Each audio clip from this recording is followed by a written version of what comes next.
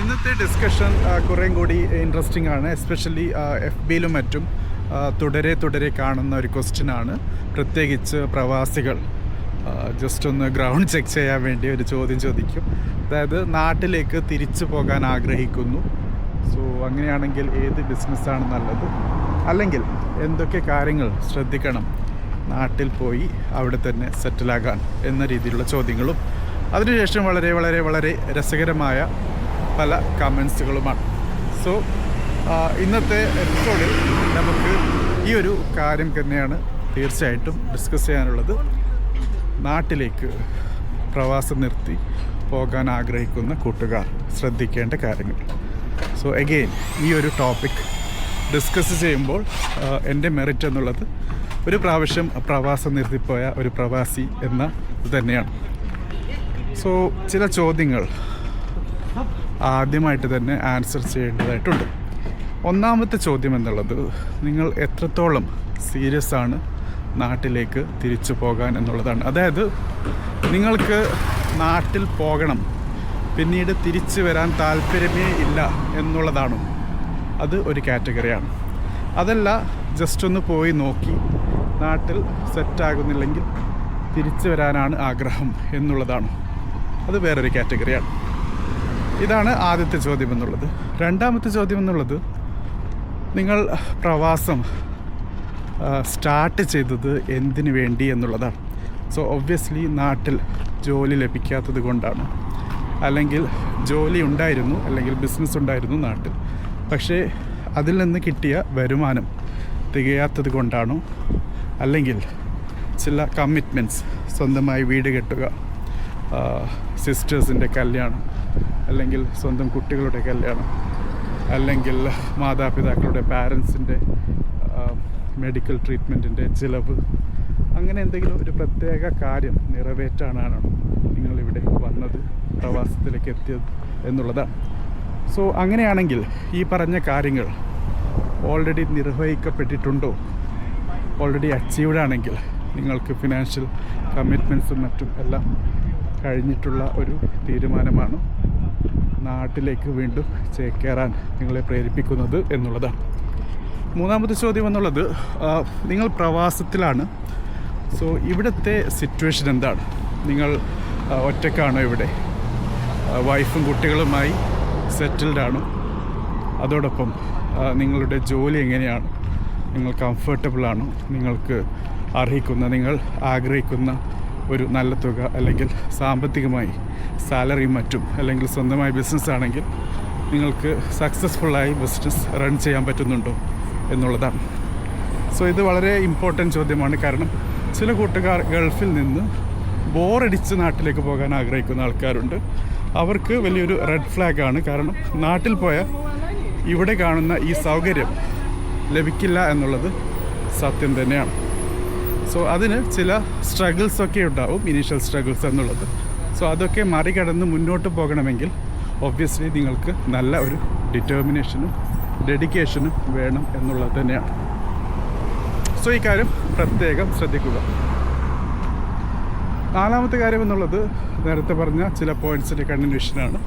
അതായത് തിരിച്ചു പോകാൻ നാട്ടിലേക്ക് പോകുമ്പോൾ വീണ്ടും ഗൾഫിലേക്ക്, പ്രവാസത്തിലേക്ക് തിരിച്ചു വരാനുള്ള സാധ്യതയുണ്ടെങ്കിൽ ഒരു കാര്യം പ്രത്യേകം ശ്രദ്ധിക്കണം.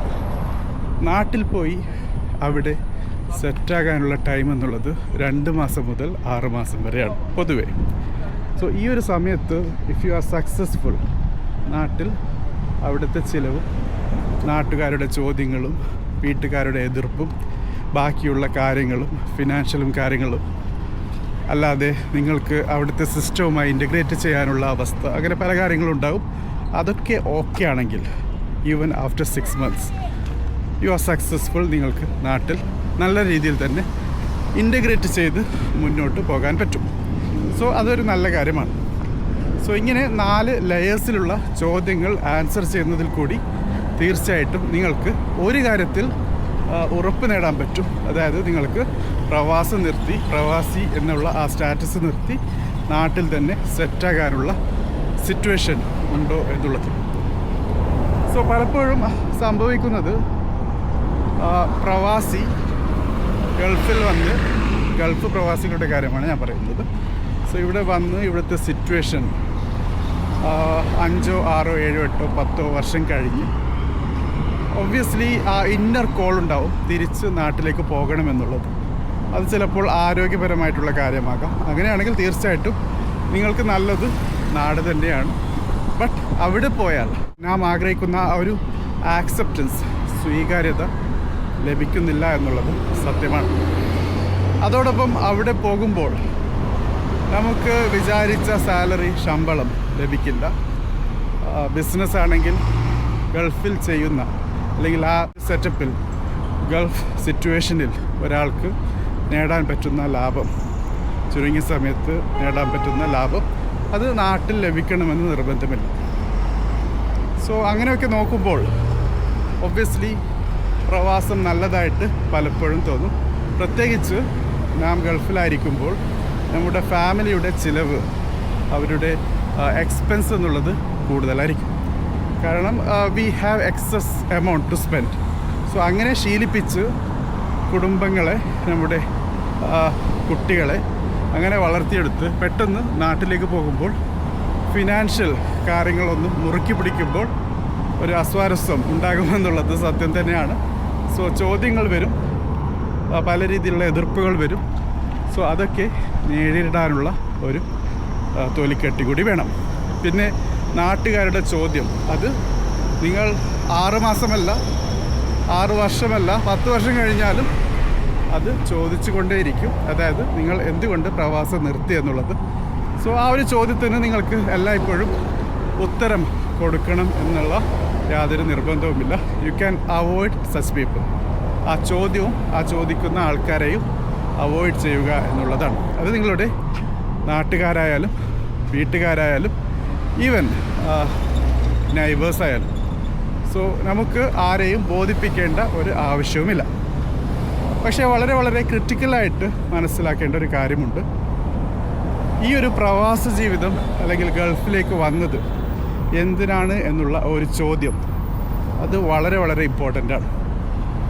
നാട്ടിൽ നമുക്കറിയാം, നാം വിചാരിക്കുന്ന രീതിയിലുള്ള ജോലിയോ അല്ലെങ്കിൽ ബിസിനസ് ചെയ്ത് സക്സസ്ഫുള്ളാക്കി കൊണ്ടുപോയി എക്സസ് എമൗണ്ട് ബാക്കി വെക്കാൻ പറ്റുന്ന രീതിയോ ഇല്ല എന്നുള്ളത് സത്യമാണ്. Unless you are that outstanding. So അങ്ങനെയുള്ള ഒരു കാര്യം തീർച്ചയായിട്ടും നിങ്ങളുടെ മനസ്സിൽ വേണം. അതായത് നാട്ടിൽ പോയി ജീവിക്കുക എന്നുള്ളത് അത്ര എളുപ്പമുള്ള കാര്യമല്ല എന്നുള്ളത്. സോ ആ ഒരു തയ്യാറെടുപ്പ്, ആ ഒരു ഡിഫിക്കൽട്ട് ക്വസ്റ്റ്യൻ, ആ ഒരു ഹാർഡ് ടോക്ക് ഹാൻഡിൽ ചെയ്യാനുള്ള തൊലിക്കെട്ടി ഒബ്വിയസ്ലി ആസ് എ പ്രവാസി നമുക്ക് വേണം. So don't expect any miracle. അവിടെ പോയി കാര്യങ്ങളൊക്കെ നേരിട്ട് ജീവിതം മുന്നോട്ട് കൊണ്ടുപോകുമ്പോൾ നാം വിചാരിക്കുന്ന പല മിത്രങ്ങളും ശത്രുക്കളാകും. നാം വിചാരിച്ച് വെച്ചിട്ടുള്ള ചില ശത്രുക്കൾ മിത്രങ്ങളായേക്കാം. നമ്മുടെ വീട്ടുകാർ ചിലപ്പോൾ നമ്മളെ കൈയൊഴിയാം. നാം വിചാരിച്ച രീതിയിലുള്ള ഒരു ലൈഫേ ആയിരിക്കില്ല അവിടെ ഉണ്ടാകുന്നത്. Will be entirely different. കാറ്റും മഴയും കല്ലും മുള്ളും നിറഞ്ഞ വഴികൾ. സോ അതിനെയൊക്കെ നേരിടാനുള്ള ചങ്കൂറ്റം തീർച്ചയായിട്ടും വേണം. സോ ഇതൊക്കെ പറയുന്നത് നേരത്തെ പറഞ്ഞ പോലെ ഈ ഒരു ടോപ്പിക് പറയാനുള്ള എൻ്റെ ക്വാളിഫിക്കേഷൻ തന്നെയാണ്. 2011 ഡിസംബറിലാണ് ഞാൻ എൻ്റെ പ്രവാസം അവസാനിപ്പിച്ച് നാട്ടിലേക്ക് പോയത്. പല രീതിയിലുള്ള പ്രശ്നങ്ങൾ ഞാൻ നേരിട്ടിട്ടുണ്ട്. ഈവൻ എൻ്റെ മാരീഡ് ലൈഫ് പോലും almost reach to an end. ആ ഒരു അവസ്ഥയിൽ വളരെ ബുദ്ധിമുട്ടിയാണ് കാര്യങ്ങൾ പിന്നീട് മുന്നോട്ട് കൊണ്ടുവന്നത്. പലപ്പോഴും പല രീതിയിലുള്ള ചോദ്യങ്ങൾ നേരിട്ടിട്ടുണ്ട്. ഫാമിലിയിൽ നിന്നും, ഈവൻ പാരൻസിൻ്റെ നിന്നും, സിസ്റ്റേഴ്സിൻ്റെ നിന്നും, ഇൻലോസിൽ നിന്നും. സോ ആ ചോദ്യങ്ങളൊക്കെ ആൻസർ ചെയ്യുക എന്നുള്ളത് അല്പം ബുദ്ധിമുട്ട് തന്നെയാണ്. ഏതായിരുന്നാലും നമ്മുടെ ജീവിതം എന്നുള്ളത് ദാറ്റ് ഈസ് അവർ ഡിസിഷൻ, നമ്മുടെ തീരുമാനങ്ങളാണ്. നമ്മുടെ ഫാമിലിയെ സാമ്പത്തികമായി നോക്കുക എന്നുള്ളത് നമ്മുടെ കടമയാണ്, ബാധ്യതയാണ്. നമ്മുടെ ഭാര്യ, കുട്ടികൾ, parents if they are dependent on you, അവരുടെ കാര്യങ്ങൾ നോക്കുക, അവരുടെ മെഡിക്കൽ എക്സ്പെൻസ് നോക്കുക എന്നൊക്കെയുള്ളത് നാം ചെയ്യേണ്ട കാര്യം തന്നെയാണ്. പക്ഷേ അങ്ങനെ ചെയ്യുമ്പോൾ ഗൾഫ് പോലുള്ള ഒരു സിറ്റുവേഷനിൽ പലപ്പോഴും നമ്മുടെ ചില പ്രശ്നങ്ങൾ കൂടി വരുന്നു. അത് ഹാൻഡിൽ ചെയ്യാൻ പറ്റാത്തപ്പോഴാണ് നാട്ടിലേക്ക് പോകാൻ പല കൂട്ടുകാരും തയ്യാറാകുന്നത്, അല്ലെങ്കിൽ ആ രീതിയിലുള്ളൊരു പ്ലാൻ ചെയ്യുന്നത്. സോ അതും സത്യമാണ്. സോ എല്ലാവരെയും നമ്മുടെ ഡിപ്പെൻഡൻസിൻ്റെ ചിലവും കാര്യങ്ങളുമൊക്കെ നോക്കുന്നതോടൊപ്പം നമ്മുടെ സ്ഥിതിയും നാം മനസ്സിലാക്കേണ്ടതായിട്ടുണ്ട്. So we always have those 2 choice. 2 choice എല്ലാവരുടെയും മുമ്പിലുണ്ട്. വിമാനത്തിൽ ഇരുന്ന് പോകണം, അതല്ല പെട്ടിയുടെ അകത്ത് കിടന്ന് വിമാനത്തിൽ പോകണം എന്നുള്ളത്. അത് നമുക്ക് തീരുമാനിക്കാം. ഓക്കെ. സോ എപ്പോഴും മനസ്സിലാക്കുക, പ്രവാസം എന്നുള്ളതൊരു ചോയ്സാണ്. ആരും നിർബന്ധിച്ച് ചെയ്യിപ്പിക്കുന്നതല്ല. നമുക്ക് ഏത് നിമിഷവും അത് മാറി ചിന്തിക്കാവുന്നതാണ്. സോ കയ്യിലൊരു പാസ്പോർട്ടുണ്ട് എന്നുള്ള ഒറ്റ കാരണം കൊണ്ട് പ്രവാസിയായതല്ല, മറിച്ച് നാട്ടിലെ ചില കാര്യങ്ങൾ, വീട്ടിലെ ചില കാര്യങ്ങൾ ചെയ്യാൻ വേണ്ടി ഒരു സമയത്തെടുത്ത ഒരു തീരുമാനമാണ് നമ്മളെ പ്രവാസിയാക്കി മാറ്റിയിട്ടുള്ളത്. സോ അങ്ങനെ എടുത്ത തീരുമാനത്തിൽ ഉറച്ചു നിന്ന് മുന്നോട്ട് പോകാൻ മടിയില്ല. പക്ഷേ വർഷങ്ങൾ കയ്യിൽ നിന്ന് പോകുമ്പോൾ, സമയം കയ്യിൽ നിന്ന് പോകുമ്പോൾ നമുക്കും നമ്മുടെ കുടുംബത്തോടൊപ്പം ജീവിക്കാൻ ആഗ്രഹം വരും. Especially if you are staying as A single പ്രവാസി, ഒറ്റയ്ക്ക് ജീവിക്കുന്ന അവസ്ഥയിൽ. അതല്ല, ഫാമിലിയോടൊപ്പമാണെങ്കിൽ നിങ്ങളും നിങ്ങളുടെ ഭാര്യയും കുട്ടികളും മാത്രമല്ല, അവരുടെ രക്ഷിതാക്കൾ, ഇൻലോസ് എല്ലാവരും ഉണ്ടാകും. സോ അങ്ങനെ ഫാമിലിയെ ഇൻ്റഗ്രേറ്റ് ചെയ്ത് ജീവിക്കുന്നതായിരിക്കും നമ്മുടെ ഒരു സോഷ്യൽ ലൈഫിന് തന്നെ നല്ലത് എന്നുള്ളത്. എങ്കിലും ഭാര്യയും ഭർത്താവും കുട്ടികളും അത്രത്തോളം ലക്ഷറിയെങ്കിലും നിങ്ങൾക്ക് ലഭിക്കുന്നുണ്ട്. അതോടൊപ്പം നിങ്ങളുടെ ചിലവും കാര്യങ്ങളൊക്കെ നിങ്ങൾക്ക് സപ്പോർട്ട് ചെയ്യാൻ പറ്റുന്നുണ്ട്. ഇൻ ഗൾഫ് കുട്ടികളുടെ വിദ്യാഭ്യാസവും മറ്റും ചെയ്യാൻ പറ്റുന്നുണ്ട്. സേവിങ്സ് നടക്കുന്നുണ്ടെങ്കിൽ ഗൾഫ് എന്നുള്ളത് നല്ലൊരു ഓപ്ഷൻ തന്നെയാണ്. സോ ഒരിക്കലും ഒരു പ്രവാസിയാകണ്ട എന്ന് പറഞ്ഞ് നിരുത്സാഹപ്പെടുത്താനല്ല ഈ വീഡിയോസ് ചെയ്യുന്നത്. മറിച്ച് പല കൂട്ടുകാർക്കും പ്രവാസികൾക്കും നാട്ടിലേക്ക് പോകാൻ താല്പര്യമുണ്ട്.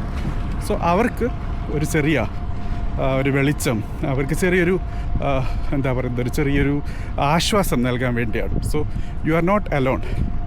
ആയിരക്കണക്കിന് പ്രവാസികൾ നാട്ടിൽ നിന്ന് ഗൾഫിലേക്ക്, പ്രവാസത്തിലേക്ക് കെട്ടുമ്പോൾ തിരിച്ചു പോകാനുള്ള ആഗ്രഹം, ഡ്രീം കൂടി വെച്ചിട്ടാണ് എല്ലാവരും വരുന്നത്. So everyone wants to have that exit plan.